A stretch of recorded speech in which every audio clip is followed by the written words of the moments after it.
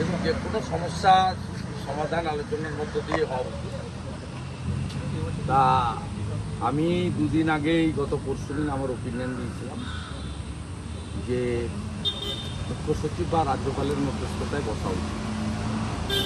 যাই হোক, জুনিয়র ডাক্তারদের সংগঠন তারা একটি অরাজনৈতিক মঞ্চ, তারা যথেষ্ট বুদ্ধিমান এবং আমি মনে করি সমাজের অত্যন্ত মেধাযুক্ত এই যারা এই পুরোটা অর্গানাইজ করছেন বা লিডারশিপ দিচ্ছেন, পশ্চিমবাংলার আপামর মানুষের শুভেচ্ছা, সমর্থন, বয়স্কদের আশীর্বাদ এদের প্রতি আছে এবং এদের দৃঢ়তাও আছে, সাহসও আছে। আমি এই মুহূর্তে যে লেটেস্ট আপডেট, এখন ওরা প্রতিমধ্যে আছে, যা আমরা খবর পেলাম বা আমি সরকারকে বিরোধী দল মুখ্যমন্ত্রী সুপনের বিরোধী দলের নেতা আমাকে বলছেন অসুবিধা ছিল যেহেতু নন্দীগ্রামে করেছে। গত 23 সাল থেকে বিধানসভায় তিনি বিরোধী দলনেতা বলেন, মানে গণতন্ত্রের নেতা 21 সাল থেকে হওয়া উচিত এবং পশ্চিমবঙ্গ ভাগ নিয়ে তিনি সরকারের প্রস্তাব প্রত্যাহার করে আমার প্রস্তাব গ্রহণও করেছেন। মানে তার তো সংখ্যা অনেক বেশি, আমরা সংখ্যা অনেক কম।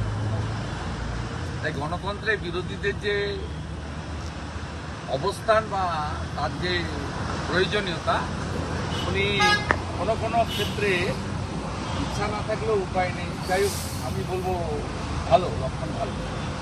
তা বলবো 30 জনের সঙ্গে বসুন, লাইফ চেয়েছে আর কি আছে করবো। নবান্ন তো অনেক রকম হল আছে, আপনি মন্ত্রী ছিলাম, তা ক্যাবিনেট মিটিং যেখানে হয় সেখানেই গোটা 40-50 চেয়ার আছে। সরকারের যদি 10 জন থাকে, ওরা যদি 30 জন থাকে, অ্যাকোমোডেশন নিয়ে কোনো সমস্যা নেই। আর বাইরে একটা জাম্বো মিটিং হল আছে, ওখানে 1000-2 লোক বসতে পারে। এখন করোনা নেই, সোশ্যাল ডিস্টেন্সের প্রশ্ন নেই। তা এই সংখ্যা নিয়ে আমার মনে হয় ইগোতে রাখা উচিত নয়। এদের আন্দোলন কমপ্লিটলি পলিটিক্যাল আন্দোলন নয়, অ্যাপলিটিক্যাল আন্দোলন এবং এদের মধ্যে সব দলকে ভোট দেন এমন লোকজন আছে। তা আমি মনে করি এবং এদের যে ডিমান্ডগুলো, তাতে মমতা ব্যানার্জির চেয়ারটাও আপাতত সেফ। দফা 1, দাবি 1, মুখ্যমন্ত্রীর পদত্যাগ, এটা প্রধান বিরোধী দল বিজেপি বলছে, সাধারণ মানুষও বলছে। আমাদের লড়াই চলছে। আমরা আরও লড়াইকে দীর্ঘায়িত করব। 16 তারিখে আমাদের ধর্ণা মঞ্চে বড় জমায়েত হবে। সেই দিন আমরা পরবর্তী কর্মসূচি আমাদের সবাই থেকে রাজ্য করে আমরা জানাবো। আমাদের কাজ আমরা পলিটিক্যালি করবো। আমরা মনে করি সমস্যার মূল হচ্ছে মুখ্যমন্ত্রী, তার জন্যই এই সমস্যা। তিনি ধর্ষকদের আড়াল করছেন, তার জন্যই বাংলার মা বোনেরা অত্যাচারিত হচ্ছে, তার জন্যই বাংলার বেকাররা চাকরি পাচ্ছে না, তার জন্যই একটার পর একটা ডিপার্টমেন্ট ব্যবস্থা নষ্ট হচ্ছে, তার পদত্যাগই হচ্ছে সরিদাটাই ফলিত। কিন্তু যারা আজকে 5 দফা দাবি নিয়ে যাচ্ছেন, তাতে মুখ্যমন্ত্রী বা স্বাস্থ্যমন্ত্রীর পদত্যাগের কথা লেখা নেই। তাই দুটো মাত্র ইস্যুর জন্য এটাকে জিয়ে রাখা উচিত। একটা সংখ্যা আর একটা লাইফ স্ট্রিমিংয়ের ক্ষেত্রে মুখ্যমন্ত্রী নিজেরই ক্রেডিবিলিটিটা নিজে নষ্ট করেছে। আমরা বারে বারে বলেছি যে এই মুখ্যমন্ত্রী ফিট ফর মিথ্যাশ্রী, ও সেটা তিনি মুখ্যমন্ত্রী কার্যত সিলমোহর দিয়েছেন কয়েকদিন আগে, যে আমি টাকার কথা বলি। আপনি দেখবেন, আমি বিরোধী দলনেতা হিসেবে বা অন্যরাও করেছেন সোশ্যাল মিডিয়াতে, উনার 14ই আগস্টের বক্তৃতাটাকে পাশেই দিয়ে দেওয়া। তাতে উনি বলেছেন যে টাকা তো দেওয়া যেতেই পারে, 10 লাখ টাকা তো আমরা দিতেই পারি।